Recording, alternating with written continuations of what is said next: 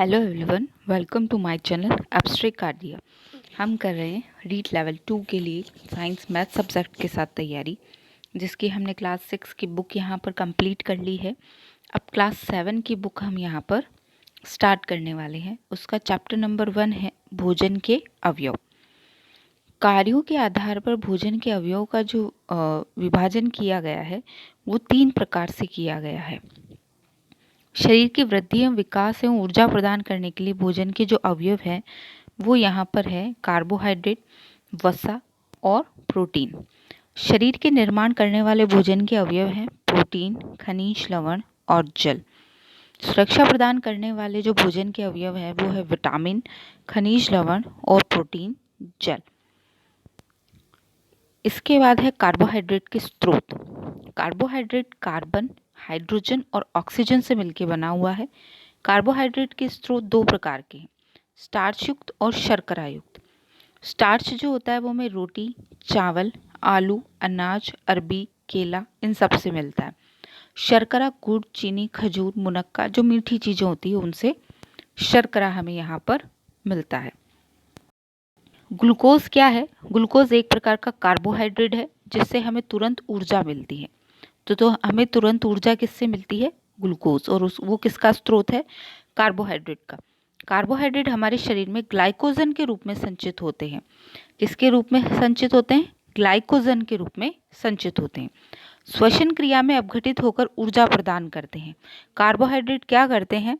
श्वसन क्रिया में अपघटित होकर ऊर्जा प्रदान करते हैं। अब यहाँ पर ये क्वेश्चन आया हुआ है, 1 ग्राम कार्बोहाइड्रेट से लगभग 4 कैलोरी ऊर्जा हमें मिलती है।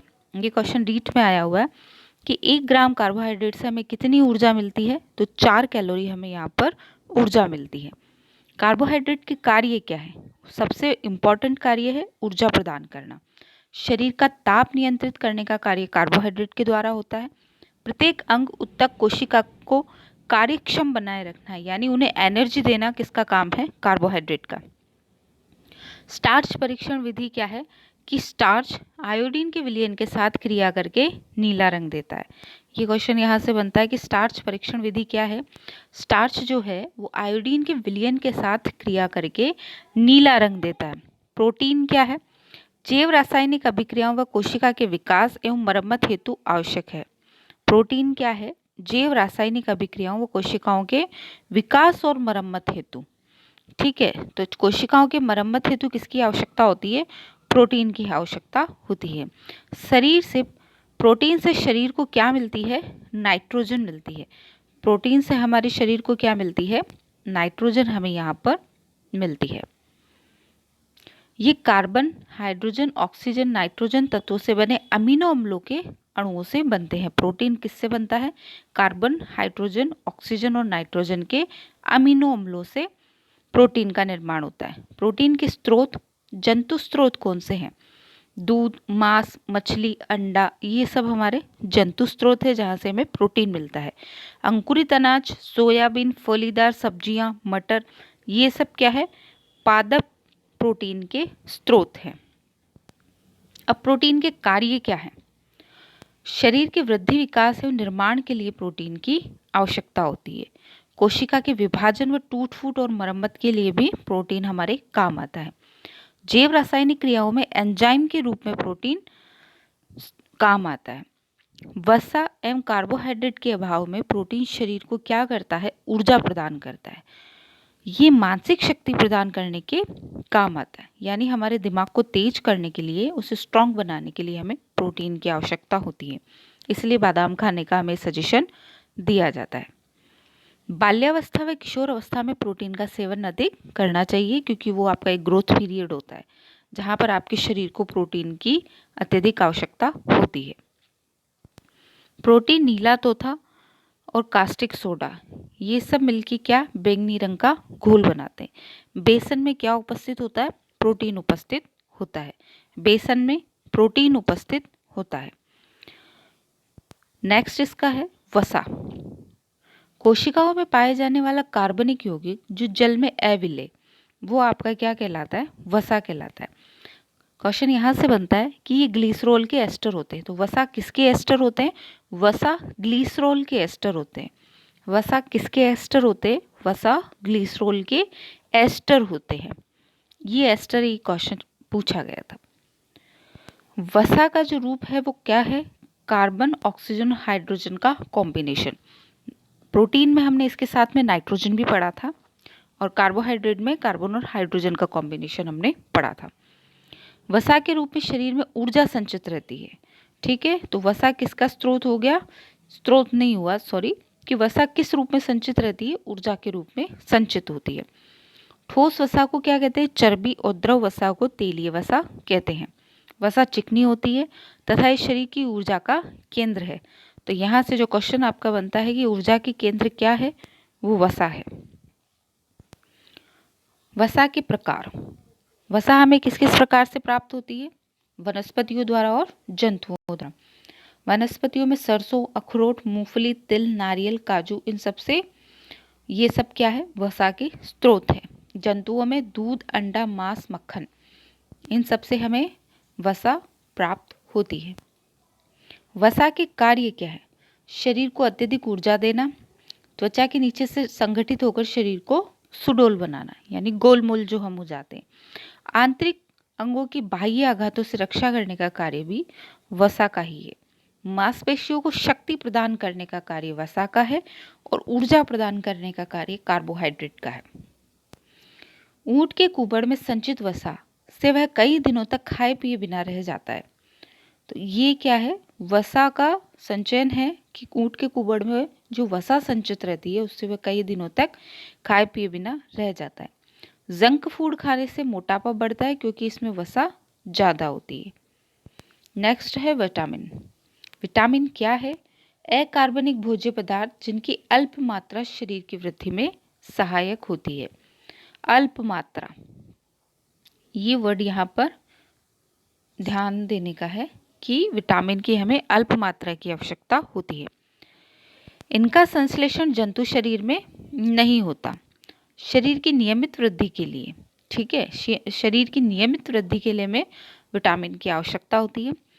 शरीर को स्वस्थ बनाए रखने के लिए, भूख सामान्य रखने के लिए, पाचन क्रिया सुचारू करने के लिए और रोग प्रतिरोधक क्षमता में वृद्धि के लिए विटामिन की आवश्यकता होती है।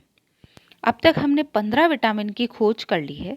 इनमें से 6 जो इम्पॉर्टेंट है वो है vitamin A, vitamin B, vitamin C, vitamin D, vitamin E और विटामिन के।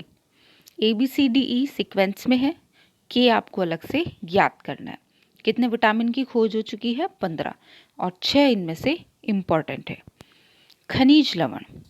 शरीर के निर्माण, वृद्धि, विकास के लिए भोजन में निश्चित मात्रा में हमें खनिज लवण की आवश्यकता होती है। हमारे शरीर में पाए जाने वाले खनिज लवणों की संख्या कितनी है? 24। हमारे शरीर में पाए जाने वाले खनिज लवणों की संख्या है 24 और विटामिन हमने 15 खोज लिए हैं। 6 के हमने वहाँ मुख्यतः नाम बताए हैं। कैल्शियम, मैग्नीशियम, फास्फोरस, लोहा, तांबा, पोटेशियम आदि, ये सब क्या है? खनिज लवण है। दूध, दही, हरी पत्तेदार सब्जियां, अंजीर, ताजे फल, इन सब से हमें खनिज लवण की प्राप्ति होती है। अब खनिज लवण के कार्य क्या है? खनिज लवण का कार्य है शरीर का निर्माण, शरीर पर नियंत्रण, विभिन्न हार्मोन्स एवं जैव उत्प्रेरक बनाने में भी खनिज लवण सहायक है। तो यहाँ जो खनिज लवण के मुख्य 3 कार्य हैं शरीर के निर्माण में, अच्छा, शरीर के मरम्मत में प्रोटीन का यूज़ होता है, शरीर नियंत्रक खनिज लवण है और शरीर का ताप नियंत्रक कार्बोहाइड्रेट है। विभिन्न हार्मोन एवं जैव उत्प्रेरक बनाने में खनिज लवण की आवश्यकता होती है। जल की आवश्यकता क्या है? हमारे शरीर का 70% भाग, कितने परसेंट? 70% भाग जल होता है। जल शरीर में विलायक का कार्य करता है। किसका कार्य करता है? विलायक का। शरीर के तापमान को नियंत्रित कर बीमारियों से रक्षा करता है। ठीक है। यकृत में जल की मात्रा कितनी होती है? यकृत में जल की जो मात्रा होती है वो 69%, मांसपेशियों में 75% और तरबूज में 95% जल होता है। खाद्य रेशे क्या काम आते हैं? छिलके वाले अनाज, फल, गाजर, मूली, पालक, भिंडी, सेब, पत्ता गोभी, ये सब सेल्यूलोज नामक रेशेदार पदार्थ पाए जाते हैं इनमें, और इन रेशों को क्या कहते हैं? रफेज कहते हैं। ये रेशे किस नाम से पाए जाते हैं? सेल्यूलोज नामक रेशेदार पदार्थ होता है और इन्हें रफेज कहा जाता है। खाद्य रेशों का कार्य क्या है? रफेज भोज्य पदार्थों के पाचन में सहायक है। किसमें सहायक है? पाचन में। भोज्य पदार्थ आंतों में नहीं चिपकता खाद्य रेशों के कारण। भोजन पाचन के दौरान उत्पन्न विषैले पदार्थों एवं जल को ये अवशोषित कर लेते हैं। रेशे शरीर में ग्लूकोज को अवशोषित करते हैं, जिससे शर्करा रक्त में नियंत्रित रहती है और डायबिटीज का खतरा कम हो जाता है। तो जिन लोगों को डायबिटीज होता है उन्हें खाद्य रेशे से युक्त भोजन खाने का सजेशन दिया जाता है। पोषक तत्वों की कमी से होने वाले रोग वो क्या क्या है? कार्बोहाइड्रेट की कमी से कमजोरी आती है, कार्यक्षमता में कमी आ जाती है। प्रोटीन की कमी से क्वाशक्योर रोग होता है, जिसमें भूख नहीं लगती, शरीर क्षीण और चेहरा दुबला हो जाता है। तो क्वाशक्योर रोग का कारण क्या है? प्रोटीन। वसा की कमी से शरीर कमजोर और ऊर्जा की कमी यहाँ पर हो जाती है। विटामिन की कमी से कौन कौन से रोग होते हैं? ये इम्पॉर्टेंट है। विटामिन में रतौंधी विटामिन ए की कमी से होता है, जिसमें आंखों की कमजोरी होती है। विटामिन बी की कमी से बेरी रोग होता है, ठीक है, जिससे कमजोरी आ जाती है।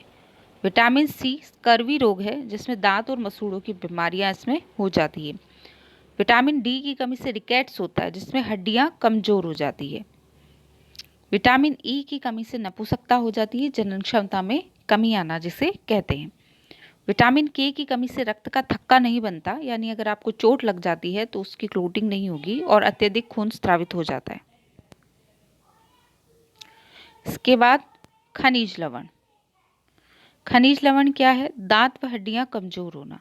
खनिज लवण की कमी से क्या होगा? कौन कौन से खनिज लवण है? कैल्शियम और फास्फोरस की कमी से दांत व हड्डियां कमजोर हो जाती है, ठीक है। आयरन की कमी, खून की कमी जिसे हम कहते हैं कि आयरन की कमी से क्या होता है कि खून में हीमोग्लोबिन की कमी और शिथिलता शरीर में। आयोडीन क्या होता है? आयोडीन की कमी से घेगा हो जाता है और थायराइड ग्रंथि का बढ़ना। संतुलित आहार क्या होता है? संतुलित आहार वो आहार होता है जिसे हम भोजन में हर चीज़ को एक बराबर मात्रा में लेके चलें, जिससे हमारा शरीर स्वस्थ रहे।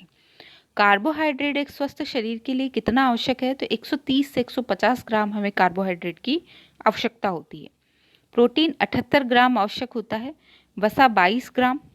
विटामिन आवश्यकता अनुसार आप ले सकते हैं, क्योंकि विटामिन हमें कम से कम शरीर को चलाने के लिए आवश्यक होते हैं। खनिज लवण 660 मिलीग्राम होता है।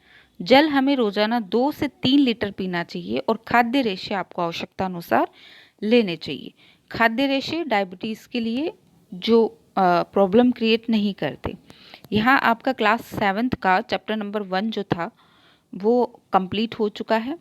इसके बाद हम नेक्स्ट चैप्टर नंबर 2 पढ़ेंगे। धन्यवाद।